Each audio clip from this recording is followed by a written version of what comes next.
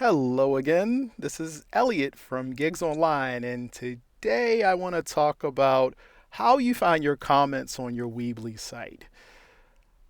Not too long ago, I received an email where I saw that I had replies or blog comments for this blog, and I saw that it was spam right in the email, and I immediately thought, oh, I need to fix this. I need to get rid of those spam comments. They go to bad sites. I don't want this.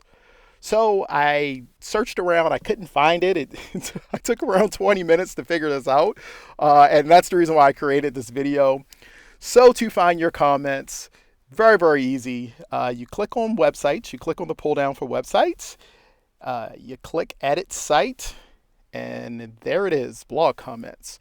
You click this link. It takes you to all of your blog comments. You can do whatever you need to.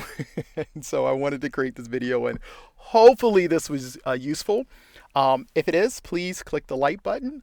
Also subscribe to the channel. If you have any questions about Weebly or other platforms like Weebly, let me know.